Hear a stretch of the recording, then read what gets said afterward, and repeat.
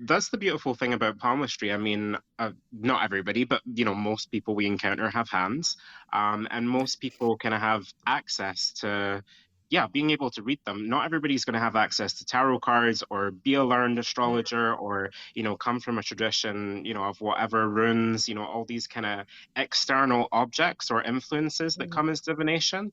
But palmistry is literally at your fingertips, so it's always It's the accessible to magic for the everybody. people. Yeah.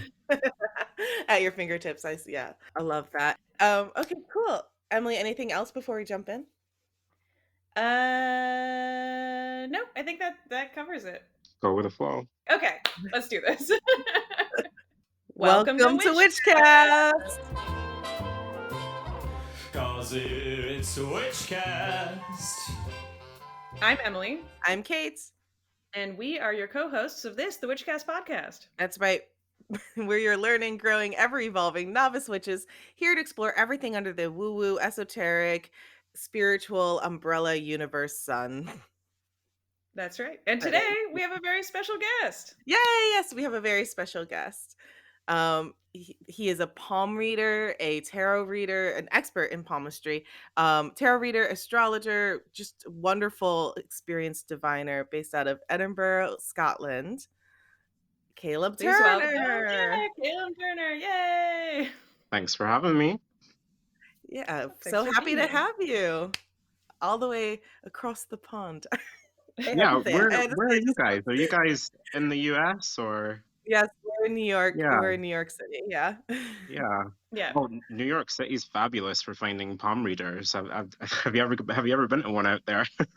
I actually have never had my palm read here. I had a book growing up and did it to all my friends, but was not Oh, in any way, shape, or form a professional fortune teller. But but no, I've never gone to have it done here. That'd be cool though. yeah. I think you get a lot of like the neon light palm readers. You know what I Uh-huh. mean? Like Yeah, yeah. Uh-huh. We have a they're lot kind of of like the in a psychic shop, and there's the big sort of like red or green hand in the window. Yes, yeah, yeah. absolutely. I remember I have a memory. I was drunk. It was like 2 in the morning. I was in Little Italy. Of course. And I had a palm reader. I don't even know if I like what how I met her, but she did a very quick reading and told me I was going to have 2 boys. Oh. That's the only part of it I remember. Um, still childless right now, but we'll see. Yeah, I Never know. that's a nice kind of place to start. I mean, it's a very commonly asked thing in terms of palmistry. How many kids will I have? That is the biggest misconception I would say about it. The hands do not reveal anything about how many children you'll have, the gender, the age that you'll have kids. They just don't. I You know, figured. yeah, yeah. I think in some cases, you can actually see fertility issues in the hand, which is an interesting part of it. But children lines, as what they'd traditionally be known, are not an accurate part of palmistry. I think they take that very seriously in India, though. In Indian palmistry, where the culture is a lot more traditional, if they see a love line, it has to be a marriage line. So they're a little bit more fixed in that interpretation. But I wouldn't go to a palm reader to figure that stuff out. Yeah, I'm not waiting. I don't have bated breath on it. It was just a funny moment. But taking a step back, so can we talk a little bit about the history of palmistry and where it comes from? You were talking about it a little bit beforehand. But Yeah. from our very brief Googling, we noticed how it's kind of trickled through all cultures, kind of through history. Yeah, definitely. So a lot of I guess you could say anthropologists or historians, especially who are interested, in kind of occult subjects, they will tell you that every ancient culture had a system for reading the hand, or at the very least recognize the hand in some kind of divine way. The oldest record that we actually know about of palmistry itself is in the Indian Vedas. So the scriptures in India, and those are, I think, the oldest religious texts in the world. Actually, this is dating back, predating the Christian religion. I mean, it goes back for 4 or 5 thousand years, sort of thing. And I think the earliest mention of palmistry was instructions. To the monks at the time, not necessarily for palmistry, but instructing them to refrain from taking money or taking donation in exchange for palm reading. So it's it's very different to how we see it in the West today. and the phrase kind of, cross my palm with silver. But back then, it was considered, the sacred Hindu practice, really, the sacred Vedic practice. And we would see it being a sort of Indian origin. But there's no way to tell where it really originated and what it really came from. That's just our oldest record. It's also well over 1,000 years old in China. There's ancient Chinese medical texts that mention palmistry, more from a medical and health perspective. And I find that fascinating because the Chinese, I think they were the first ones to really hone in on fingerprint identification, and they've been doing it a long time, centuries, like a long, long time, long before the West started doing it. So it is likely to be a sort of Asian origin. Um, a lot of people, when they think of palmistry or palm readers, they have like a Romani association, or Romani, the branch that we would have here, the people kind of labeled as gypsy travelers. And of course, from anthropology, we know that they have origins in India as well, I think northern India, and kind of traveled with it. So it did leave, it left India, two different directions. We see it in China, we see it making its way to Europe in the medieval ages. And now it's everywhere. It's absolutely everywhere, all across the world. It's fascinating. That's so cool. Yeah, I was doing some Googling, and I guess like there's also like mentions of it, even if it wasn't like widely practiced, but like alluded to in like the Book of Job and like the Oh yeah, like yeah. It's 400 it's BC. definitely in the Bible. I can't remember if it's that exact quote, but it's something like, "And it shall be unto you as a sign upon the hand," or God left his seal on man's hand, so you would know his work. And I think that's cool. Even if it's open to Oh, interpretation, like it yeah, definitely, yeah. yeah. It's just neat to think, how far back that thought goes. I mean, across so many different cultures, Yeah. Well, I Yeah. think it's natural to, especially for humans with the hand. A lot of people would say that the hands are really, apart from, the brain, the hands are really what separates us from the animals. The opposable thumb, working with tools, working with the hands. And people have been finding meaning in everything, tarot cards, a deck of cards, playing cards historically, coffee grounds and tea leaves, the stars in the sky, and obviously the lines in the hand as well are extremely personal. It's like a signature, really. You can't get much more personal than your hands. I love that. That's such a lovely way to think about it. And yeah, that perspective is spot on. So how did you become interested in palmistry? What was your do you first of all, do you identify as a witch? We talk about that term witch a lot on this podcast, and it means many different things. It's a very fluid term, I feel like, nowadays. But what was your kind of introduction and into the interest of divination, and palmistry? So I would identify as a witch, but I'm not necessarily going to wrap it up in terms of my whole identity. Just like I identify as a fortune teller, it's more of like a practical thing rather than an identity thing. It's more like this is just stuff that I do. It is a part of me, but it's not the only part of me. So I try not to get too wrapped up. But yeah, I'd always kind of be grouped in with witchy groups or pagan groups, whatever. I don't think there was really an introduction for me because as a child, I was not a Christmas child. I could not care less about Christmas, like the big Christian rip-off holiday thing. I loved Halloween. That was my thing. I loved Yes. Samhain. I loved pagan archetypes from a young age. I always mention this story, but I think I was like 8 years old when I made my dad buy me a copy of the Witch's Bible. And I don't necessarily subscribe to that book a whole lot. It's been years since I've read it, but I still have it. So it went back all the way back, really. I think I was about 10 years old when I got my first tarot card reading, picked up the cards as a teenager. And then palmistry, I found, I want to say like 2015, 2016. Not in a professional sense. I only started my business 3 or 4 years ago. But yeah, I kind of picked it up at the age of 22. And I would say, although I'd always been interested in the metaphysical, interested in divination, witchcraft, spirituality, a lot of people have that to sound a little bit new agey, that kind of awakening age where their whole life changes. And they quit their job and they ditch their old friend group that's no good for them and they move away. That all kind of happened for me at age 22. And so I started really diving into palmistry, and astrology as well, really any form of divination. But I would say that tarot, card reading in general, I love Lenormand as well, astrology and palm reading, those are my three big things, especially in terms of work. That's incredible. Sounds like you had your Saturn's return early. It came a little early. I think, yeah, I'm not looking forward to it. But also, here's what's fascinating. So you can see the natal chart manifested in your hand, and my Saturn line splits in two around the return. It goes from being one line into two lines, just kind of above, just as it reaches the headline, which is sort of age 30, so just after the Saturn return. So I'm hoping that it'll be a good one. Hopefully Oh, that means good things. yeah. What does that mean? I wanted to ask you more about those kind of details later, but I'm so curious. What does it mean for you, like with your line splitting in two like that? Yeah, so again, this is where like palmistry interpretation will differ. I call it a Saturn line because I really can see the natal chart manifested everywhere in the hand. Traditionally, I think it would be more called the fate line or the line of destiny. It's usually called the line of fate, and it runs up the middle of the hand towards the middle finger. I often diagnose it as the career line. Saturn does rule the 10th house in astrology, which is career, so it makes sense to me.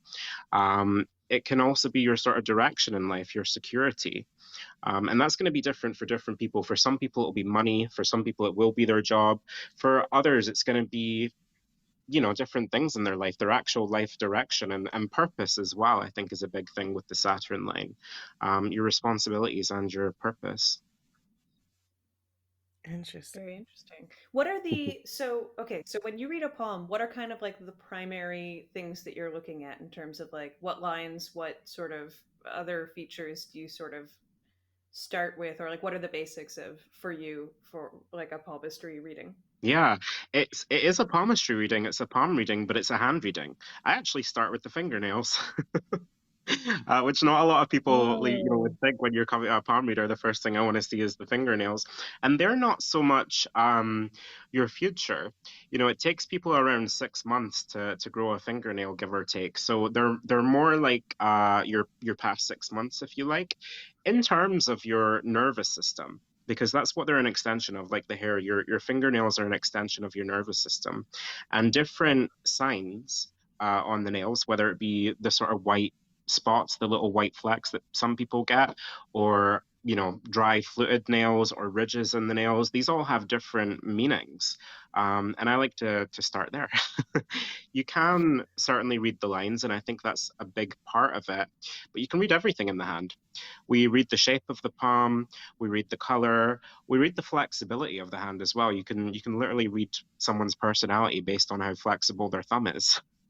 So it's really everything. It's not just these little lines in the hand. Although I do think the lines themselves are a little bit more towards fortune telling, literal events or things going on in our life. Whereas the shape, color, that's all going to be more towards health, physical or mental health, personality traits, characteristics. So it's very similar to astrology in that way, because you do get both when it comes to reading charts.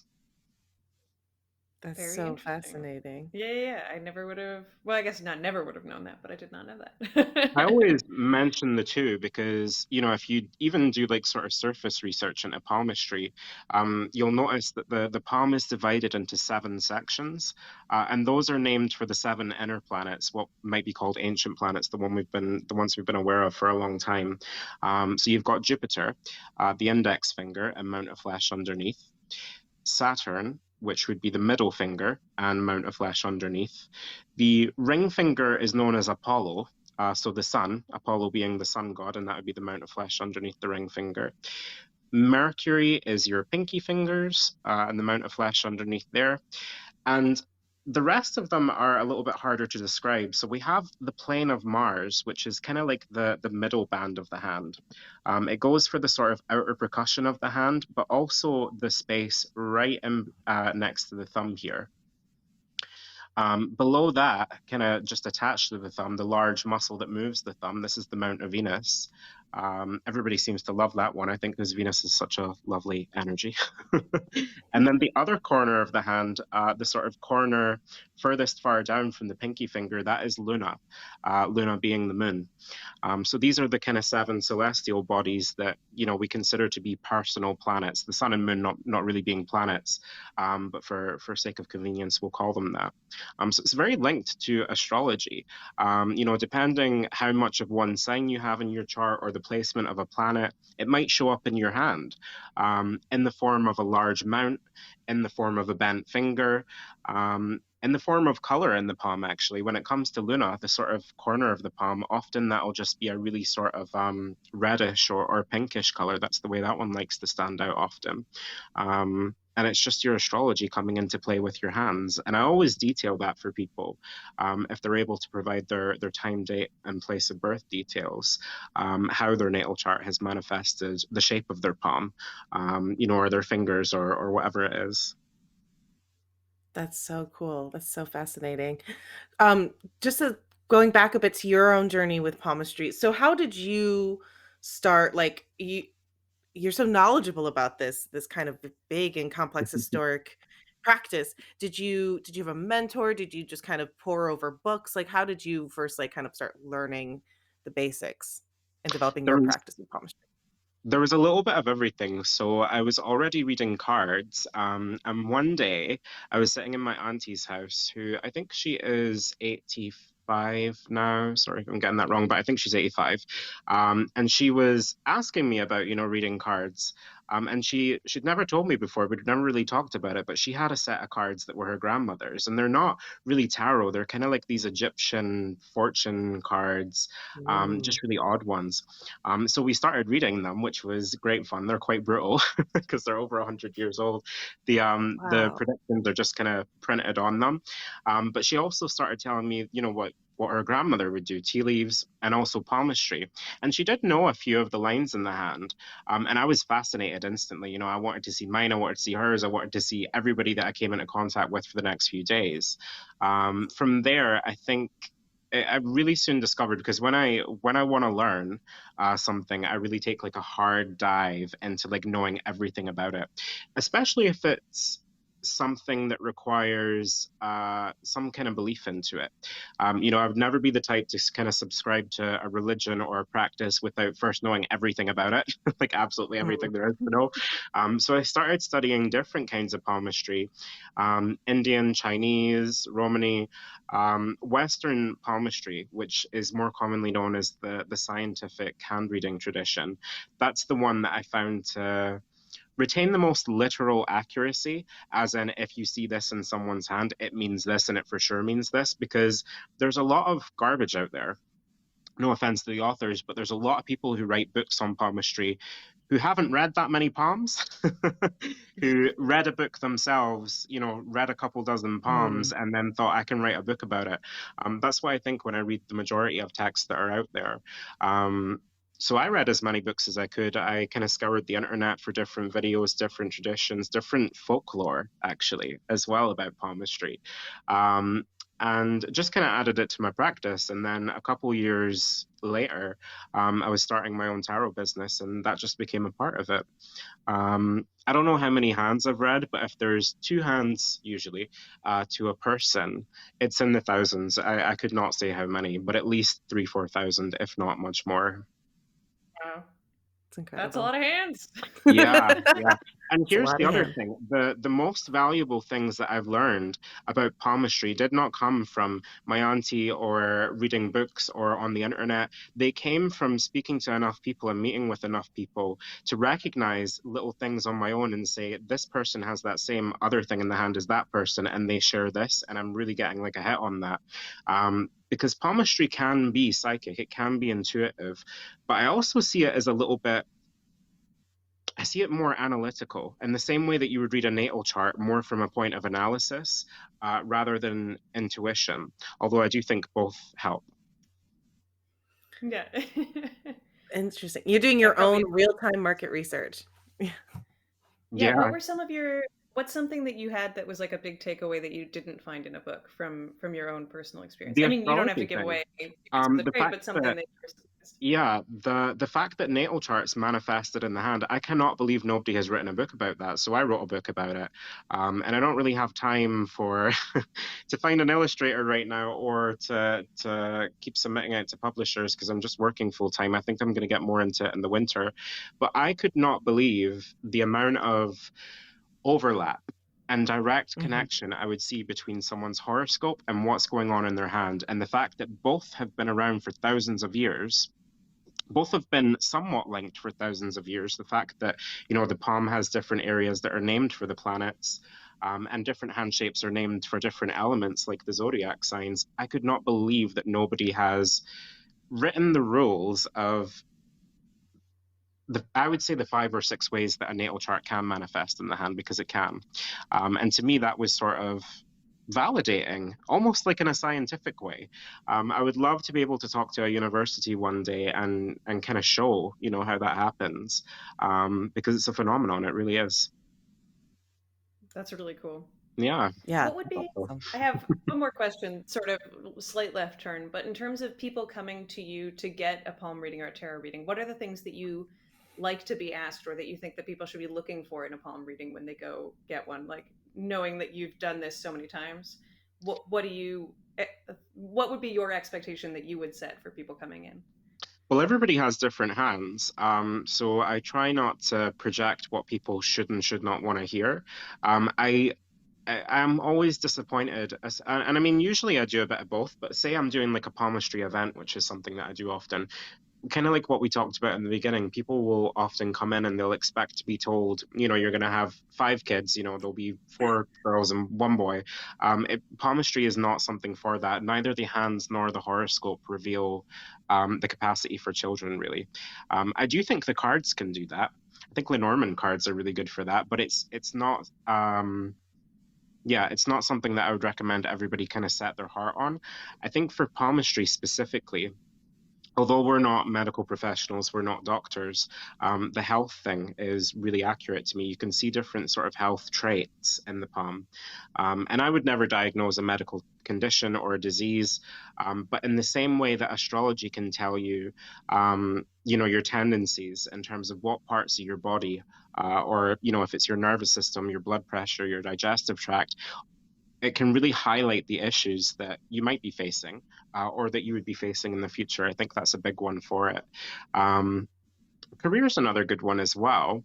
Love is not great to see in the hands. The love lines are kind of small. I don't think they're super reliable in a literal sense, but I do think that with experience and yeah, kind of going on an intuitive instinct, you can still advise on love from the palm as well. So it does cover a few areas. It can talk about love, career, success, health. For other things, might come into it. A lot of people have migration in their hand. That's quite a phenomenon. Based on the shape of your lifeline, you can tell if someone's going to migrate and move, to a different Oh, country. Um, so it's a little bit different for everybody. It just depends what you actually have, what you've got in your Yeah. hands. Interesting. Really cool. It's fascinating. funny you bring up the all the different sort of maybe not the best versions of palmistry that exist in the world, and in particular the ones that are sort of like you're gonna have this many kids and you're gonna get divorced and you're gonna. And I remember one of the first times that I was trying to read my own palm just out of curiosity. I had pulled up some resource that was, I would say, probably not great, but I think it said that I was going to get divorced like 28 times, and I Oh, thought I don't think that can be right because I am very like I have a lot of little like offshoots, and I was counting it up and yeah, going, I don't think that this is what that means. That's so funny. 28 times, Emily. very It's specific. I Yeah, love it it. was because it was like every single one of these like particular lines is a marriage or divorce, and I guess assuming that most people would have one or two on their land, and I was going, The love lines That's are kind of fascinating. fascinating, but they're very difficult to read, notoriously difficult. And again, I think it kind of takes a trained eye to see what is a love line, what is deep enough to constitute a marriage or a relationship versus what's just a tiny little line that, isn't much of anything. Um, yeah. Yeah, so skeptics would say, "Oh, well, your hands would get more wrinkled over time," or like, you whatever, you can your hands, your palms and your hands will change based on, just your physical life over time. What would your response be to that in terms of reading, say, someone who's like younger and in their early 20s versus them, when they're in their 50s and their hands are much different? So you do get more wrinkles as you get older. I agree with that. Particularly worry lines, lines that are caused by worrying or stress, which are horizontal lines which run across your Mount of Venus. Just for anybody that wants to know, I noticed that when we're young, we tend not to have too many of them, and when we're older, we tend to have a lot more because life's kind of left its mark on us, which is funny. I don't But know what you're talking about. the hands are always going to change. I mean, the actual lines themselves can change. The lifeline can change depending on what you're eating, depending on what you're putting in your body, how you're treating your body. The headline can change condition depending, if you change mentally yourself. But it tends to take years to happen. There are people who claim to have like changed a line in the space of months, and I certainly think that's possible, especially in terms of growing new lines, especially if there's been a lot of stress getting you wrinkles. Um, but everyone's hands do evolve with them if that person is evolving. If you're Mm. staying the same pretty much, then there's not going to be too many changes in the hands. And this is why I always advise people, especially after a reading, to take pictures of your hands. If I'm doing it online, I'll have the pictures anyway. But it's a good idea to take pictures of your hands because it's hard to remember what the lines used to look like versus what they'll look like in 20 years or 30 years or whatever. So yeah, they kind of change depending on your environment. But you can never stereotype it because I've seen, and this is another weird thing in palmistry communities that, anyone who's read a certain amount of hands will tell you a lot of manual laborers or people who work with their hands a lot, people who are quite crafty, quite earthbound, they tend to not have many lines in the hands. They tend to have really sort of strong, deep, simple lines. And not too many of them, which is weird because you would think they would have a lot of wrinkles in the hands given how much they use their Mm. hands. It tends to be Right. people who have more stuff going on mentally, that have more lines in the hands, that have more impressions, especially if they're like a water type, if they're an emotional person or a sort of fire type as well. These are the people that tend to have more. Yeah, more palmar creases. Whereas people who are quite down to earth, quite grounded, they don't have as many impressions left in the hand because they're not as impressionable themselves. Whereas if you're quite empathic, if you've got a lot of feelings, you're kind of like a sponge, a lot of that's left in your hands. Hey friend, do you have an idea for a great new podcast? I bet you do. Well, you can bring your idea to life just like we did and start your podcast today with Libsyn. Our podcast has been on Libsyn for over 3 years now, and we love it. Yes, Libsyn has everything you need to plan, launch, and grow your own podcast. Resources created by expert podcasters who will show you everything you need to know. Like what equipment you should use, how to record great audio, how to get your show onto Apple Podcasts and other popular platforms, and so much more. Plus, as a Witchcaster, when you sign up with Libsyn, you get your first month of podcast hosting for free. What? There's never been a better time than right now for you to start podcasting. This is your moment, baby. Visit Libsyn.com and use code FRIEND. That's LIBSYN.com and use the code FRIEND, FRIEND, to get started. And create your podcast today. Now back to the show. Wow, that's so crazy. Yeah, weird. I thought of like 5 different questions while you were talking, and then I just lost all of them.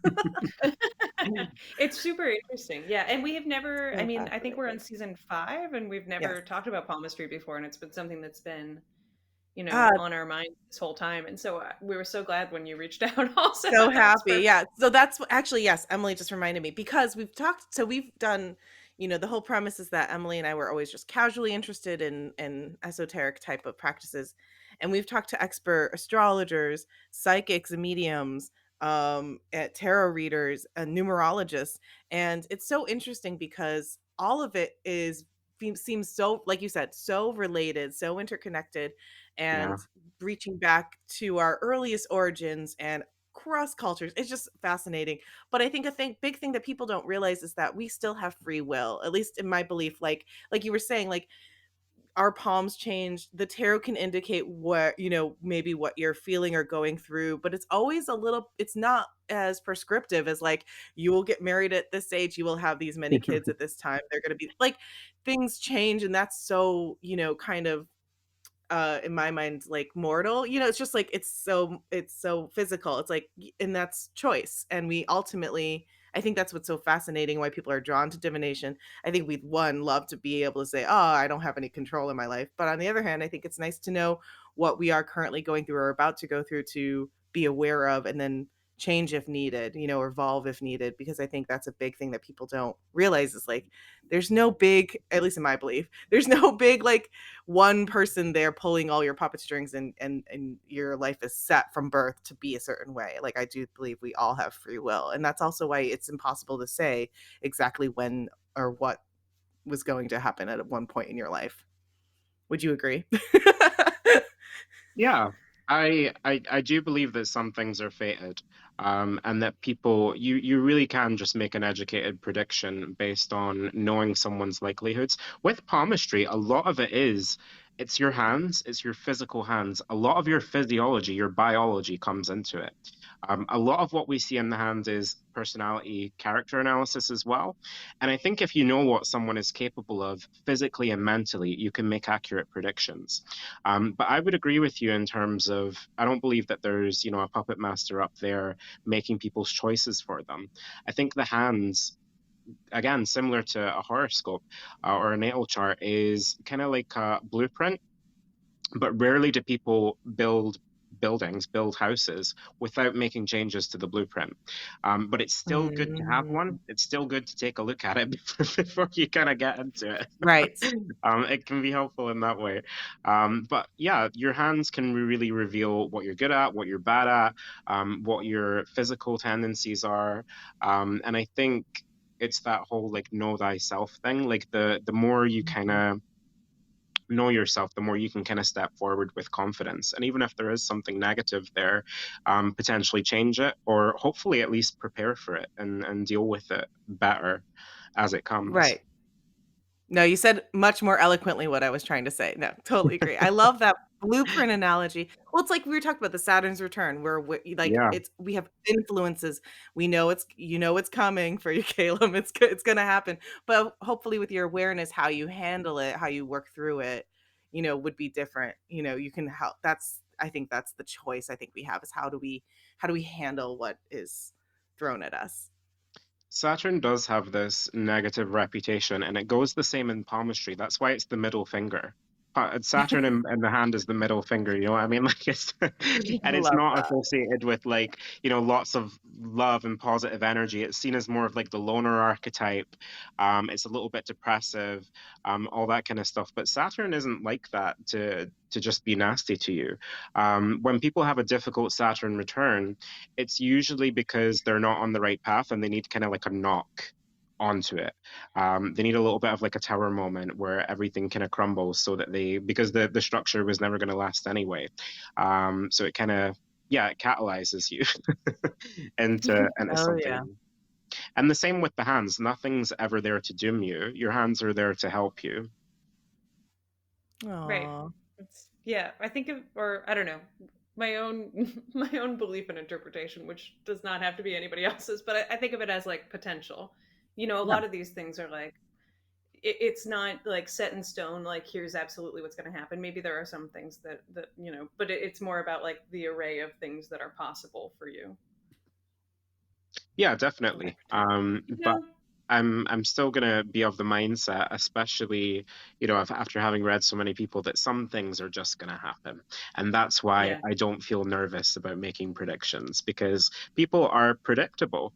Whether it's from cards or what's going on in their hands or charts, people really do follow cycles and patterns. And if we can recognize that, then we can predict it, but we can also help people create their future.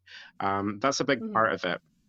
I can tell you what's going to happen, um, but how you deal with it and what you kind of take away from it is going to be down to your actions. So, as much as we are fortune tellers or predictors, whatever you want to call it, we're also advisors. We're going to give people the best advice we can, to kind of, yeah, to make it better for them if we can. Yeah. Do you have a story of a client of yours? And what do you call the people that you read palms for? Or Clients, do you yeah. call them clients? Yeah. Do you have a story from a client that, was kind of extraordinary or interesting, where you read their palm, did a reading for them, and then they came back with like how it manifested later on? That you're obviously Yeah, like leaving out personal details and such. in terms of palmistry, the thing that shocks me the most, it's silly little things that, although I consider palmistry to be like part science and part art form, some of it can just be very like literal fortune telling, and some of it can be quite silly. I was reading, it was a couple months ago now, but I was reading this girl's hand, and I saw a couple signs, and I just thought that's not something I'd usually say or look into, but I'm just gonna ask. So I was like, "Do you ride horses?" And she was like, "Oh yeah, I used to." And it's because she had like a big cross on her Mount of Jupiter. And I don't know why this is so accurate, but people usually have accidents related to horses when they have that, which just seems really random and like very old fortune telling. But it's something that I've found extreme accuracy in. Huh. And she had said that she did give up because she did have a fall off of her horse and she hurt her back and she just never really got back on it. Um, so good for her.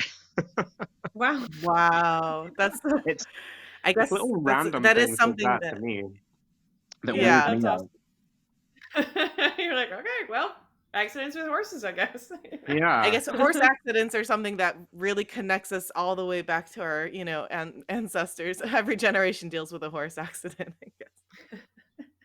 Yeah, I That's mean, good. I've only That's good. been on one once. I thought it was a really uncomfortable experience. But it's little weird things like that that you might not expect. You know what I mean? Like, be careful of horses. Yeah. Like, it sounds like a really superstitious, like, silly thing to say, but I find it to be too accurate not to say that there's something in that. Although I am one of those ones that prefers the more like scientific hand reading. This is an astrological kind of palmistry. Um, yeah, I think Fascinating. where that kind of came from as well, if we kind of break it down, it's always on the Mount of Jupiter, and Jupiter rules the sign of Sagittarius, the Centaur. So that's maybe where like the horse kind of connection comes in. I wouldn't say it's accurate a lot in terms of finding signs on the mounts in terms of specific kind of accidents, whether it be a horse or a car or water accident or whatever. But that one is for some weird reason. Um, Fascinating. That's really interesting. Yeah, that's really Yeah. cool. So you said you have a book that you've mostly or that you've written. What are your current projects? You actively read Palms in Edinburgh, right? yeah. What are you doing right now? Tell us about what you're working on. So I work full time usually. I'm a little bit burnt out right now because for the last few months I've been working like 6, 7 days a week, like actually doing readings like 6, 7 days a week, which is ridiculous. Wow. And I don't have an agent. Like I handle all my own bookings on top of that, so it just eats up a lot of time. So I'm Yeah. cutting down to just a few days a week. Today I was doing online readings. I'm normally at a witchcraft store called Black Moon Botanica.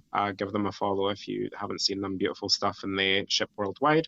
And I have my own little private astrology room as well in a beautiful area in the Meadows. Um, yeah, and I just kind of pop up at different events. I don't have a lot of time for writing right now, or book submissions, or finding an illustrator because I'm just trying to have a little bit of a rest. And yeah, trying to fall back in love with doing readings again, because I think when it's all you do, it becomes a little bit too much. Yeah. Um, so I'm trying Yeah. to find the balance because I am a little bit of a workaholic. Yeah, What is your triad, by the way? Your rising sun and moon signs? Just So out of I'm curiosity. Pisces, Pisces Sun. I've got a lot of Pisces Sun stellium, Gemini Moon and Capricorn rising. But if you look at my chart, like it's just a lot of Pisces influence, like 4 planets in Pisces, Neptune in the first house, midheaven in the 12th. Like it's very fishy. No wonder you were so yeah, you're very drawn to fit. this. Yeah. So, do you find, it must be also emotionally draining when you do readings, right? Like I've been, I Mm. talk to a lot of psychic and medium friends, and I can imagine, at least, do you have your own kind of spiritual practice to help refill your cup and create boundaries for yourself so you're not feeling completely leached from your That's a clients? nice pun, refill your cup, because I just thought like Yeah. that's the perfect like segue. Because I am a big believer in astrology, like anytime I'm into witchy stuff, like I'm usually doing it with water. A big thing for me are like sea salt baths, so I can just like revert to fish, like and feel like I'm not a person with like all of these, problems people are bringing to me. I broke my record a couple weeks ago for like clients seen in a day. It was like 40 Wow. clients over, I think, the course of 7 hours, which Wow. is obviously ridiculous. I don't recommend anyone does that. But I really need to be alone, obviously, as a Pisces. And as Capricorn rising, a lot of the time I need to like close the curtains and be alone just by myself. And a lot of the sort of cleansing, healing stuff I do, it does revolve around water. I went a walk down the woods yesterday because since I was a child, I have like, this favorite spot at the river that I still go to like 20 odd years later. Um, yeah, that's what I do to kind of detox from it. I do love the work. It's very rewarding, but I've had a lot of jobs before this as well. I worked in retail, I was in social care, catering, I was a hairdresser for a while, just a whole bunch of different stuff. And I think I learned a lot of different skills from those jobs. But this is the one where you have to be, in some senses, you're a spiritual advisor. Sometimes you're an entertainer. Sometimes you're going to take on the role of a grief counselor or a relationship counselor or a financial expert. Sometimes you'll even have to do all of those things in one reading, and then you're on to the next one. So I am trying to Right. like put in little breaks now in between Yeah. people. Well, unlike regular kind of, mundane jobs, like you can't check out in your job. You You're can't just, the main I feel show. like, yeah, you have to fully be on and connected every time too. That's so exhausting. I can't imagine. Yeah, I do get a little buzz from it, especially if there's like a busy day. Like that night, people were saying to me afterwards, like, "Oh my God, you had a queue for hours, like you must be so exhausted." And I was like, "No, I'm totally wired, like, and I could not sleep that night." Um, so it's odd. But then the next day, I'll totally Mm. deflate and just I won't be able to like lift myself up.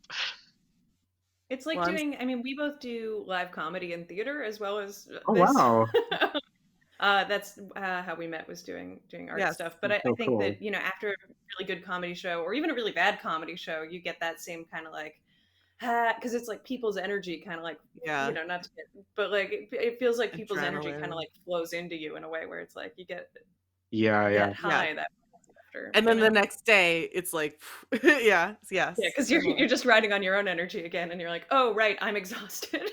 Right. um, So you mentioned that when you do remote reading, online digital readings as well, and I was Mm, thinking about that as you were talking before about all the different things that you look at. yeah. So how has COVID been for you, and like, and do you have clients that are, not local? How do you do palm readings from afar? Yeah, before COVID, like I did not intend on doing online readings at all. I was quite against the idea, only because, I'm kind of in love with the old archetype of the fortune teller, and it's very personal, and it's got a little bit of mystery, and kind of putting it on a screen, like, just didn't feel great for me.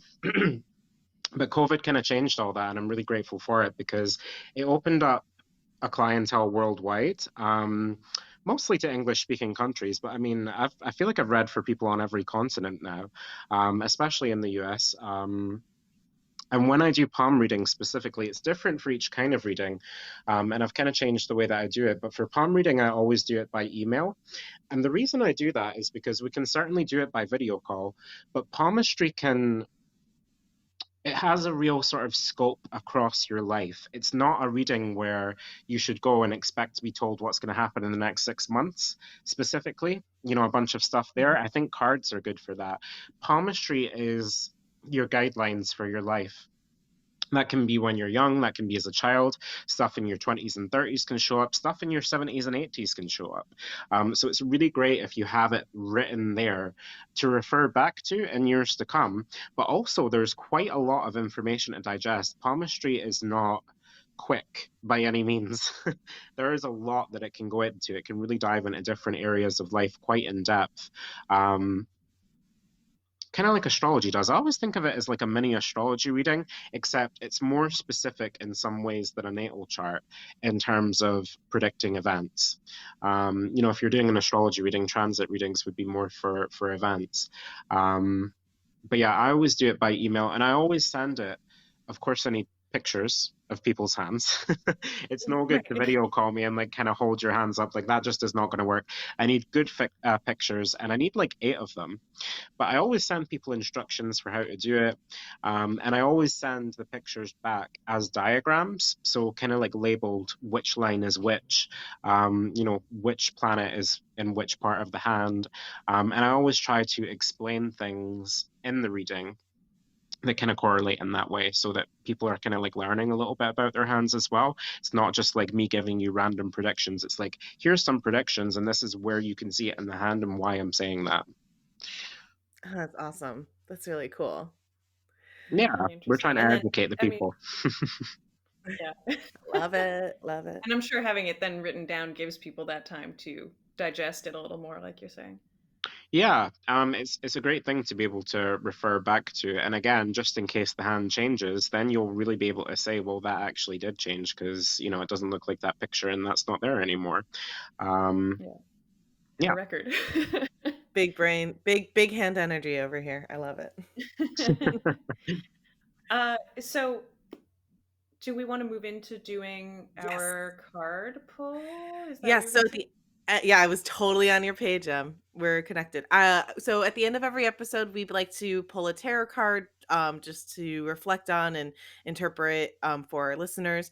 Kalem, we love it when our guests use their own decks. Do you have a tarot card deck handy? Would you like to pull a card Of for course us? I do. I've got like 20 handy, but here's another fabulous thing. Maybe I'd be lucky to pick up a card with it, but you can see palmistry in the tarot.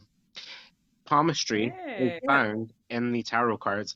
The one that comes to mind, I'll choose a card, but No, the please one that keep talking. really comes to mind is the Hierophant. Especially in the Rider-Waite Smith deck, the Hierophant's kind of sat on his chair and he's holding up his hand, and I think it's the thumb, the index finger, and the middle finger that he really kind of has up. The thumb in palmistry would be Mars, so it'd be your willpower, your kind of dominance, which the Hierophant, very much embodies that. The index finger would be Jupiter, and I actually see the Hierophant as being ruled by Jupiter. That's really the spiritual finger, and it's one of the religious ones, one of the education ones. I think the middle finger being Saturn, that would be more about your responsibility. But again, it's another one that I associate with teaching, and karma as well. And the Hierophant, if we see it, as kind of the modern or more modern archetype of the Pope, the sort of spiritual head. I think that's a fascinating way that it's popped up. And I would love to know if Arthur Edward Waite or Pamela Coleman Smith, if they knew that. And in a palmistic sense, because it definitely has the vibe. That's so interesting. Yeah, I Yeah, wonder. I wonder. Thank you for bringing that up. I totally forgot to mention tarot earlier, but I know obviously it's all interconnected. Astrology is connected to tarot and vice versa. Oh, it's so fascinating. Oh, I have one more question I forgot to ask you. Right hand versus left hand. Oh yeah, Thoughts? both. So always You read read both. both. Yeah. And I think the more common consensus is that your writing hand is your free will. It's things that you can create in this life and it's the choices that you can make. Whereas your non-dominant hand, so for most people, that would be the left hand, those would be things that are a little bit more fated or inherited. That's the common conception, but I see it more as your passive hand as being personal stuff, kind of how you see your life, your own experience, and your dominant hand, that's the one you kind of show the world, the one you write with, that would be other people's perception of you. Interesting.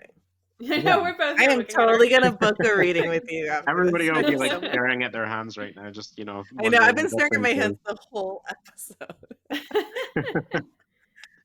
So fascinating. So cool. So which deck would you like to use today? Tell I'm us about I'm gonna use my old Rider-Waite-Smith just because I feel like that is the one where palmistry would show up. If it did, it might not. Mm. But let's choose a card and see. Perfect. We never use the Rider-Waite-Smith. That's a really good. I don't know why we Yeah, never use. it's the OG. So that's perfect. So I have Temperance. Um, Oh, you guys can see. Not a lot of palmistry yeah. in this card, but what's really fascinating about it is you can actually see more of the feet in this card. Sort of 1 foot in the water and 1 foot on earth.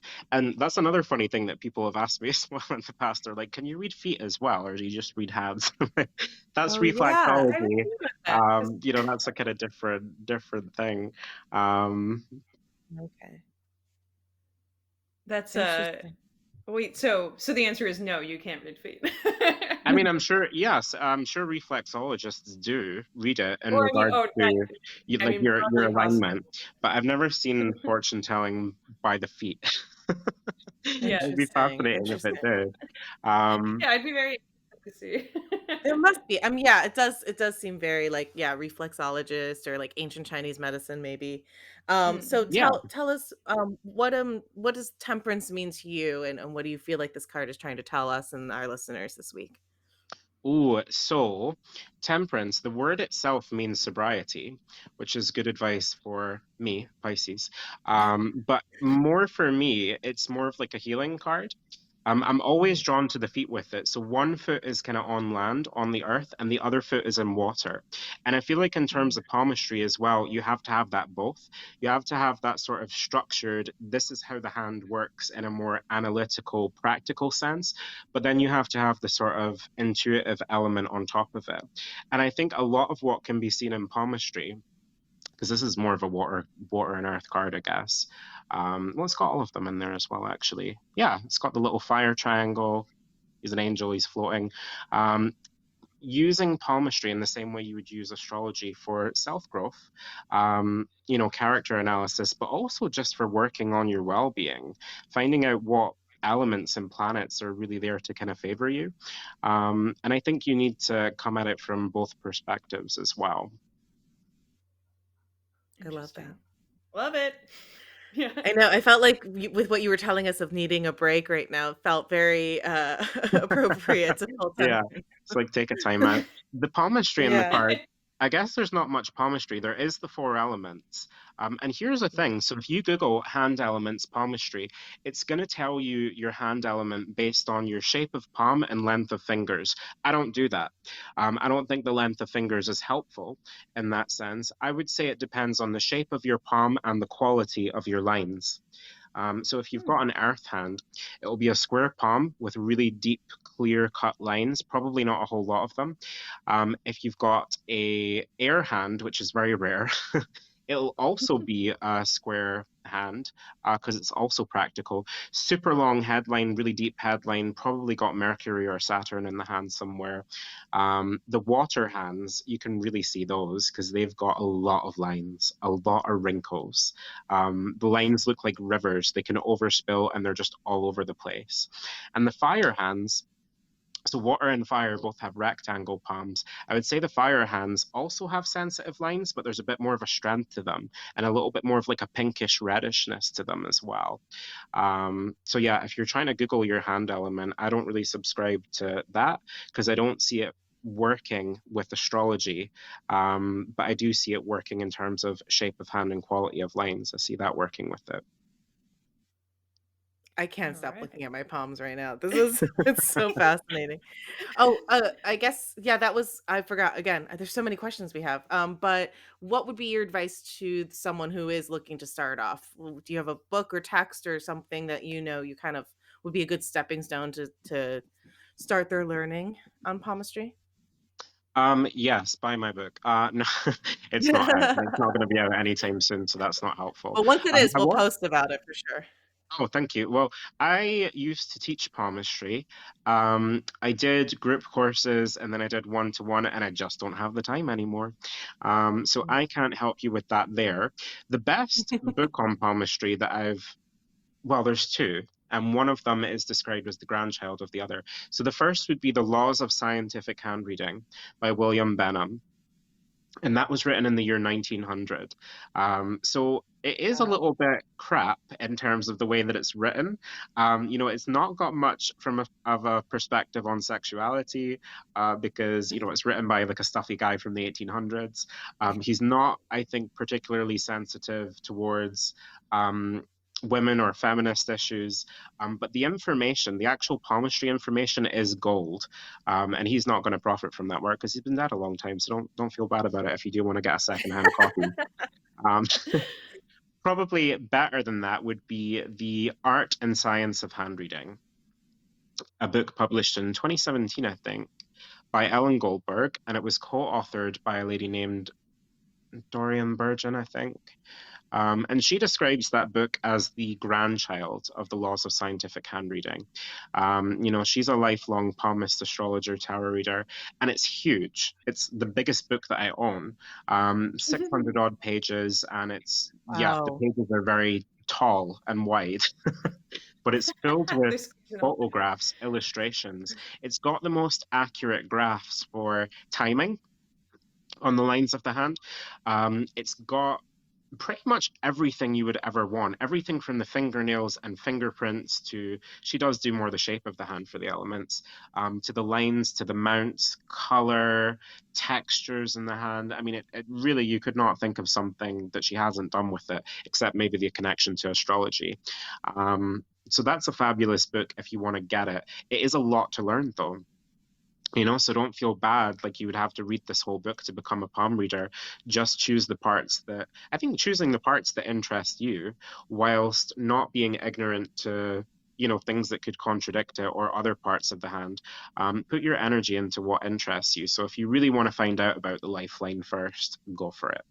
If you really want to find out about the love lines first, go for it. Most modern palm readers and certainly hand analysts do not appreciate the love lines, marriage lines, or lines of affection, whatever you want to call them. I do read them, but I would read them from more of like an intuitive place. You can't take them too seriously. The larger lines in the hand tend to be more reliable, I'll say, rather than the tiny ones. Fair. Yeah, that's fascinating. Good advice. Good advice. Emily, did you have any other questions? No, I don't think so. Well, I do have one, which is where can people find you online? Exactly. Oh yeah. So I'm a little bit limited in online readings. For palmistry specifically, I have a list. And I'm always going to tell you before you book, you'll be on the list probably waiting a week or two or 3 or 4 weeks. Really just depends how long it is at the time. My business is called Fortune by Kalem. Kalem is Kalem, Fortune by Kalem. And you'll find me on Instagram. That's my favorite. I'm on Facebook. I don't really like it when people email me, but you certainly could if you need to. It's fortunebykalem@gmail.com. Because some people just don't have Facebook and Instagram. So if you don't, I'll allow it. But that's it for the moment. I don't have a website. I did used to, but it just seems That's pointless to great. me right now. It doesn't really serve me and Yeah, how you're I'm working. clearly You're busy You're enough. doing, Yeah. Yeah, yeah, you're in yeah. abundance as it overabundance as it is. You're doing great. And remind me the name of the store you mentioned earlier that you work out of sometimes. Oh yeah, Black Moon Botanica. Black Cool. Moon Botanica on Candlemaker Row in Edinburgh. So Brooke, who owns the store, she is the candle maker. She does home she makes candles, wax melts, herb bundles. The store itself has a really great variety of tarot cards. I think they just got the She-Wolf tarot back in, and a lot of it's like unusual stuff that you wouldn't really want to just import for yourself. So I appreciate she does that for the community. And it's a gorgeous little store. It is a botanica. There's herbs, there's crystals, there's a lot of witchcraft books on different kinds of stuff. And yeah, it's just an aesthetic dream as well. If you're into witchy or gothy stuff, you see the big black storefront, black, red, and Yeah. gold. It's that kind of really occult 70s color scheme. I love that. We have to, Emily, we have to find a way I to know. do a On our Great Scotland Witchy field World Tour, trip. we'll make our way to Edinburgh. Oh, Scotland well, is let me know up if there you on my do, list because to I'll visit. still be It's here. so Let me know if you do. beautiful. Yeah. Right. And if you ever Sounds come great. to New York, let Yeah. us know as well. Um, Yeah, well, I have no idea if I want to travel. I'm not a traveler. Um, oh, I have been around Europe, but I'm really a homebody. I love Edinburgh. I tried to go to Glasgow last week on the full moon for a night, and the next morning I was like, okay, I'm ready to go home. It's literally just like the closest city to where I'm from. Um, but yeah, we'll see. well, I mean, it's a good thing to know about yourself. Not everyone needs to travel, and Edinburgh is beautiful from what I've heard. So why leave it Yeah. if you don't However need you to? fill your cup. If that means Exactly. staying home. Exactly. Stay home. New York is similar where I feel like sometimes I just never want to leave it. Yeah. I do um, tend to go other places and be like, pretty good. Not New York. yeah, yeah. I I mean, go for like a someplace settled. weekend, and then I'm like, all right, I'm good. I'm good. Ready to go back. Yeah. Um, cool, awesome. So, Kalem, please send us a photo of your temperance card. We'll post it on our Instagram, and we'll also link to your Insta, and we'll provide links on our website for all the fun things that we talked about, resources. And thank you so much for being on our show. Is there anything else you would like to impart to our listeners before we go? Oh, people always ask me that at the end of these, and I never have something prepared. Oh, Okay. yeah, when it comes to palmistry, don't be afraid of it. A lot of people, when they hear the words lifeline or healthline or fate line, they all seem like really, really big concepts, and almost sort of life and death concepts. But what is in the hands is a lot more practical, and down to earth. Some of it can be surprising, some of it can be quite, revealing. But it's never usually so dramatic that you're going to be worse off for knowing. And if anyone is kind of scaring you with what they're saying in a palm reading, just be wary, because there are a lot of scammers out there. I think it's easier Mhm. to be a phony palm reader than it is tarot reader, because not only is there a lot more awareness of tarot, you can kind of tell from the images if it's a kind of common pictorial deck, if it's good or bad. You can't really Right. do that with the hands. So just do your research about, who you're going to see, but come at it with an open mind, and yeah, try not to be resistant to it, because they're your hands. Use them if you can. Yeah. And until next time, Heck hex Yeah. yeah! yeah. 'Cause it's Witchcast. All right. Woo! Another perfect episode in the books. Brilliant.